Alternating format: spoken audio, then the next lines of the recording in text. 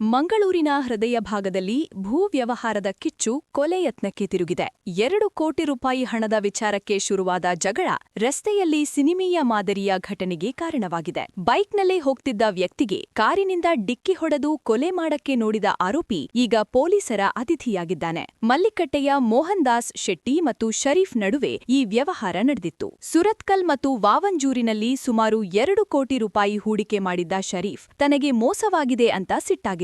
ಮಂಗಳವಾರ ಬೆಳಿಗ್ಗೆ 11 ಗಂಟೆಗೆ ಆರ್ಯ ಸಮಾಜ ರಸ್ತೆಯಲ್ಲಿ ಇವರಿಬ್ಬರ ನಡುವೆ ಜೋರು ಮಾತಿನ ಚಕಮಕಿ ನಡೆದಿದೆ. ಈ ವೇಳೆ ಶರೀಫ್ ಮೋಹನ್ ದಾಸ್ ಅವರ ಮೊಬೈಲ್ ಕೂಡ ಕಿತ್ತುಕೊಂಡಿದ್ದ ಎನ್ನಲಾಗಿದೆ. ಜಗಳದ ನಂತರ ಮೋಹನ್ ದಾಸ್ ಶೆಟ್ಟಿಯವರು ತನ್ನ ದ್ವಿಚಕ್ರ ವಾಹನದಲ್ಲಿ ಅಲ್ಲಿಂದ ಹೊರಟಿದ್ದಾರೆ. ಇದೇ ವೇಳೆ ಇವರನ್ನ ಹಿಂಬಾಲಿಸಿದ ಶರೀಫ್ ತನ್ನ ಕಾರನ್ನ ಅತಿ ವೇಗವಾಗಿ ಚಲಾಯಿಸಿ ಬೈಕ್ಗೆ ಹಿಂಬದಿಯಿಂದ ಗುದ್ದಿದ್ದಾನೆ.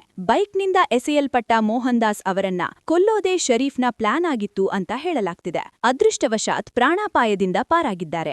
ಸಿಸಿಟಿವಿ ದೃಶ್ಯಗಳನ್ನ ಬೆನ್ನತ್ತಿದ ಮಂಗಳೂರು ಪೂರ್ವ ಪೊಲೀಸರು ಆರೋಪಿ ಶರೀಫ್ನನ್ನ ಈಗ ಪತ್ತೆ ಹಚ್ಚಿ ಅರೆಸ್ಟ್ ಮಾಡಿದ್ದಾರೆ. ಭೂ ವ್ಯವಹಾರದ ಹೆಸರಲ್ಲಿ ನಡೆಯೋ ಇಂತಹ ರೌಡಿಸಂಗೆ ಪೊಲೀಸರು ಈಗ ಬ್ರೇಕ್ ಹಾಕಿದ್ದಾರೆ.